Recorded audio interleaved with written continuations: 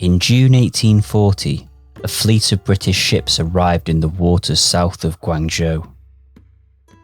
Their presence was in response to intensified efforts by the Qing authorities to crack down upon the illegal trade of opium, that oh-so addictive narcotic that had wreaked havoc upon Chinese society.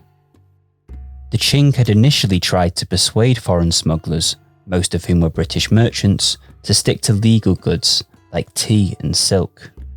When this strategy proved unsuccessful, the Qing had increased the pressure by blockading the foreigners in their factories. After 6 weeks under siege, the British agreed to hand over 20,000 chests worth of opium and subsequently left the city. But the matter was far from settled. Under pressure from trading interests, the British Parliament agreed to dispatch a fleet to China to coerce the Qing into compensating those whose cargoes had been seized. By May of 1841, the British had Guangzhou completely surrounded. A deal was struck, in which the Qing agreed to pay a substantial sum by way of compensation in exchange for the British leaving the area. From there, the focus of the war would move northwards, ending in a British victory that would see the Qing hand over the island of Hong Kong, whilst agreeing to open 5 ports to foreign trade and residents, as well as to Christian missionaries to preach and build churches. This unequal treaty would mark the beginning of what Chinese nationalists would later call the Century of Humiliation, but I'm getting ahead of myself. What matters for now is that this outcome generated great anger against the Qing officials, whose spinelessness was seen as the main cause of this humiliating defeat. The Qing's prestige had taken a severe blow, and the resulting atmosphere of anger, betrayal and suspicion would provide fertile ground for charismatic malcontents with a radical vision and the energy to see it through.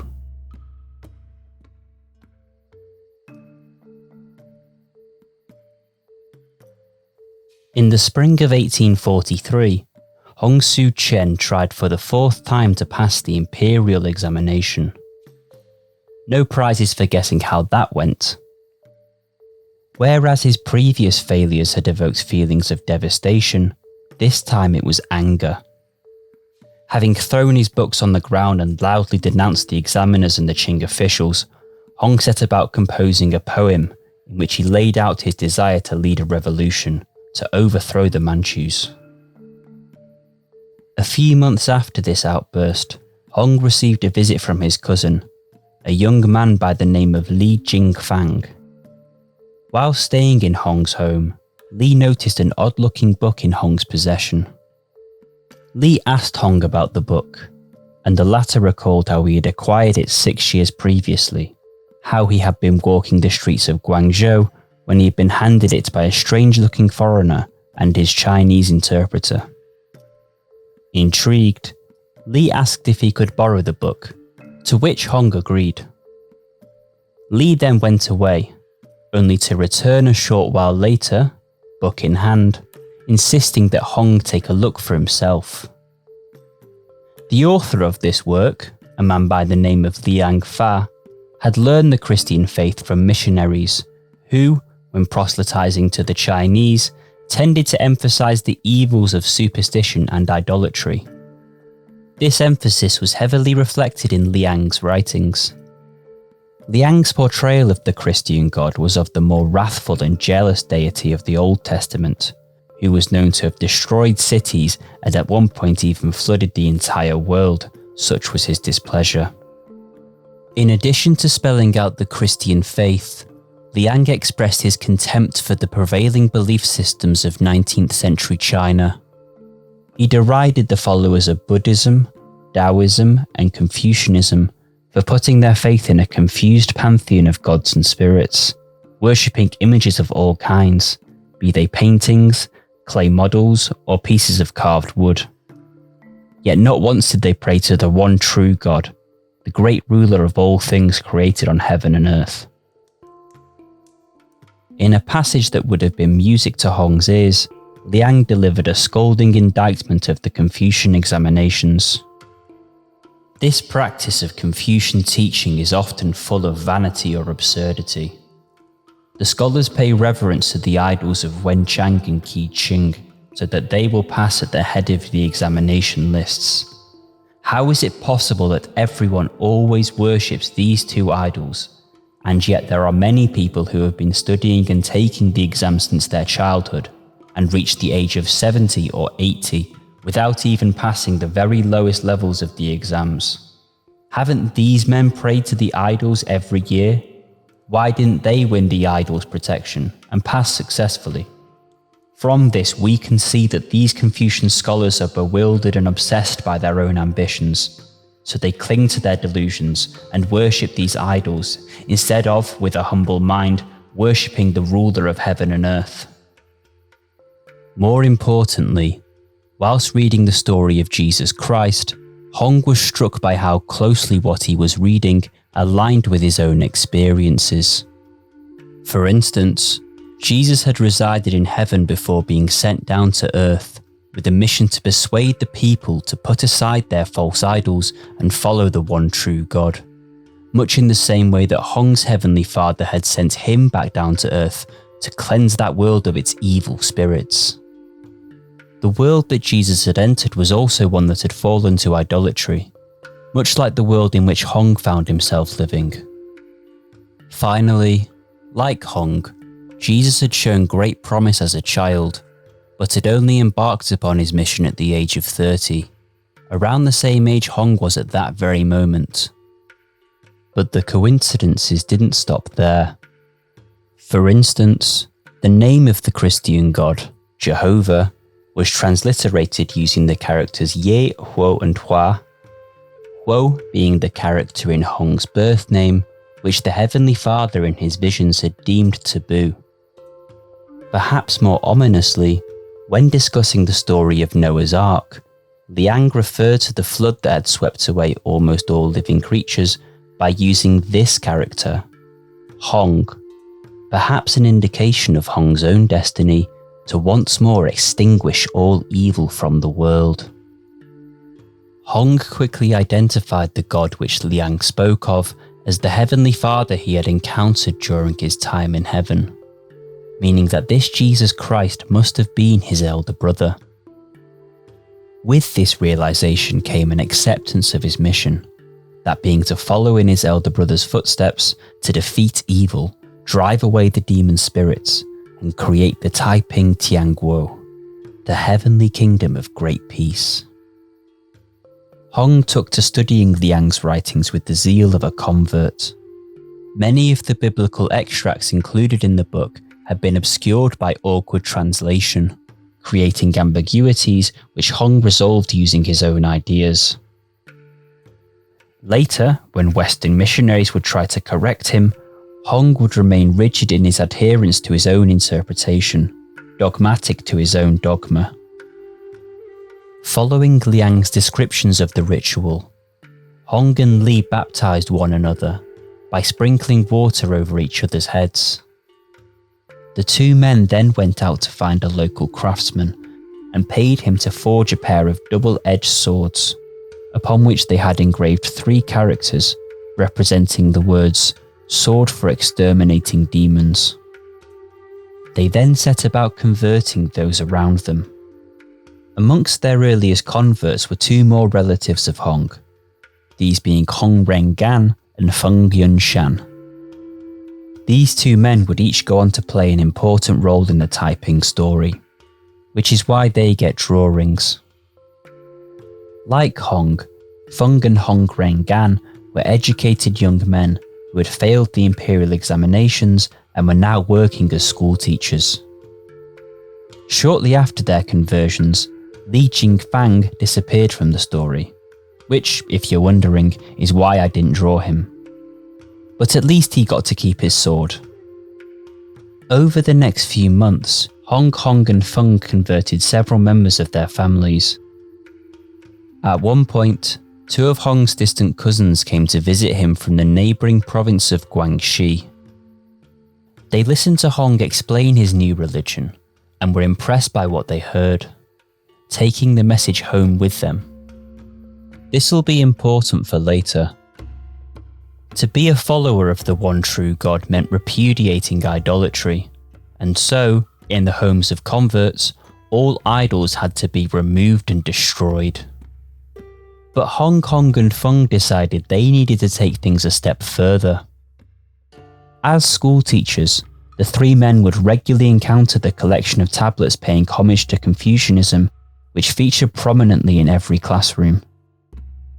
Possibly seeing a chance at a little revenge, they went to Hong's school and removed all of the tablets they found there. This act created a scandal in the local community, with Hong Rengan even receiving a beating from his elder brother for his part in the affair. This behaviour also drew the disapproval of the village elders. Yet despite this, they retained their respect for Hong as a scholar.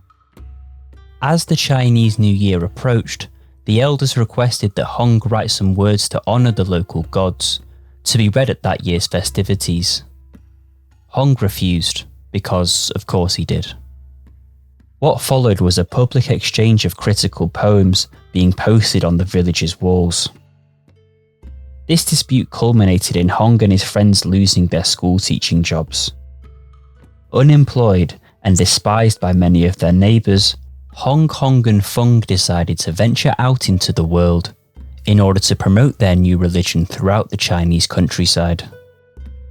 However, just as they were about to embark upon this great journey, Hong Rengan, by far the youngest of the trio, was prevented from leaving by his family.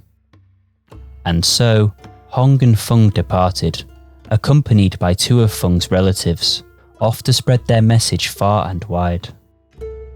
They first headed south to Guangzhou, taking a tour of the river delta area before journeying through the eastern hills. From there they travelled northwest to Youwen, where they were well received, successfully converting many locals during their stay. At this point in the journey, Feng's relatives returned home, leaving Hong and Feng to continue as a pair. They decided to head west, into the neighbouring province of Guangxi, the plan being to connect with the two visiting relatives who Hong had converted months earlier. The journey facing them promised to be long and arduous, more than 250 miles through mountainous terrain, inhabited by indigenous peoples with whom they didn't share a language. What's more, the region they would be travelling through was, at that moment in time, plagued by unrest and crime. Against the backdrop of ethnic violence between Hakka families and their non-Hakka neighbours, things in Guangxi had taken a turn for the worse after the conclusion of the Opium War. Having defeated the Qing, the British had refocused their energies into eliminating the pirate bands who for several decades had menaced the South China Sea. These efforts had driven the pirates inland to Guangxi province, beyond the reach of British patrols. The displaced pirates had since established new bases along Guangxi's waterways and set about preying upon the local population. But the pirates weren't the only game in town, for these hills were also the domain of the secret societies, the most notable of which was the Tiandi Hui, or Heaven and Earth Society, the ancestors of the infamous triads. What had started as a protective brotherhood with ambitions of overthrowing the Qing and restoring the Han Chinese Ming dynasty, was now also functioning as a sort of protection racket. One form this took was the setting up of toll stations along Guangxi's rivers, further complicating long-distance travel. Despite all this, Hong and Feng reached their destination unscathed, a small village near the town of Guiping, where they were welcomed by Hong's relatives. It was while staying here that Hong began composing his first major collection of writings, which he titled Exhortations to Worship the One True God. In this work, Hong made the claim that in China's ancient past, all humans had shared in their reverence of the Lord of Heaven. It was only during the time of the Qin dynasty that China had begun its gradual descent into blasphemy and demon worship.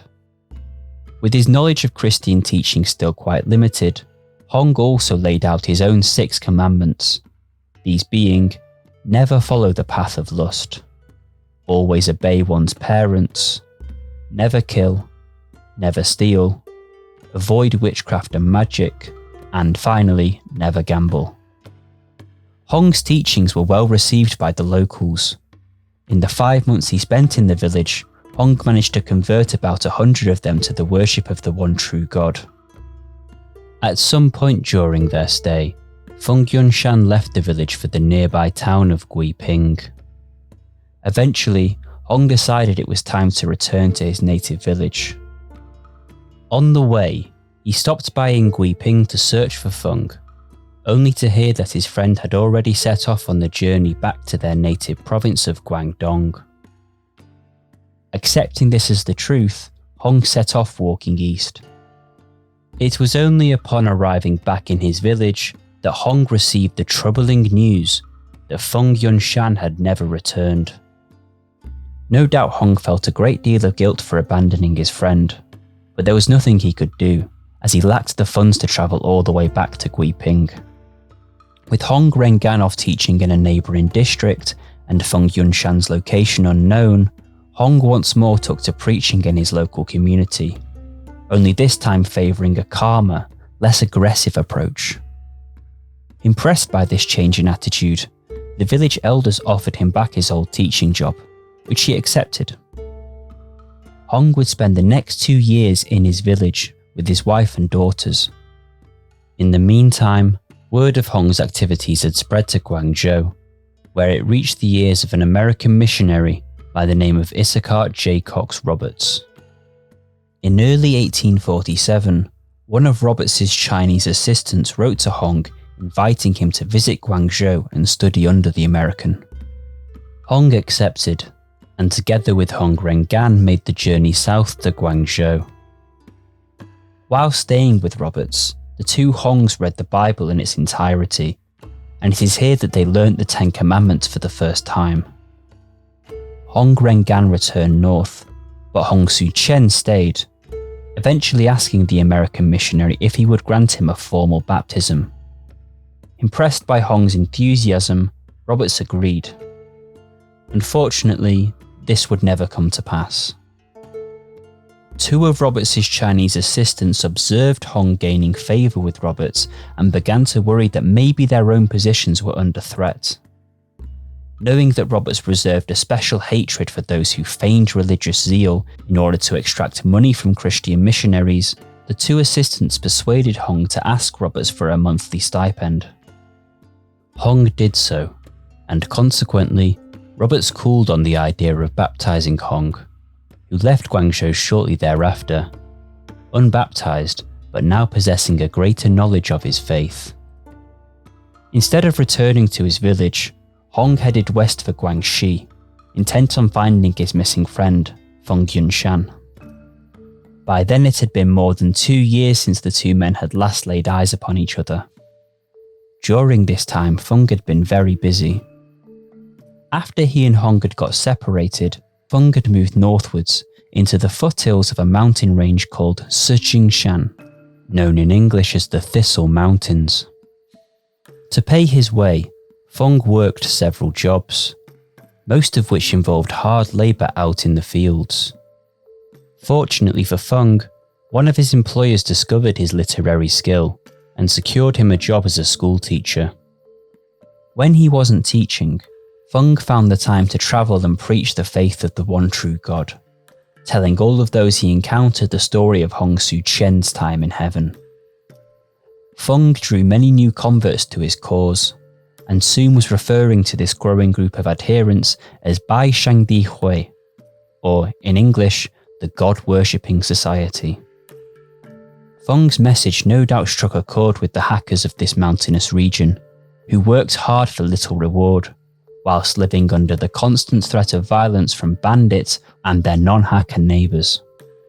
With more and more hackers joining the cause, many would also have been drawn to the God-worshipping society as a means of protecting themselves against outside threats.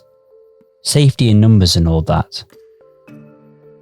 As the ranks of the God-worshippers came to include men and women with fighting experience, the movement began to take on a more militant character.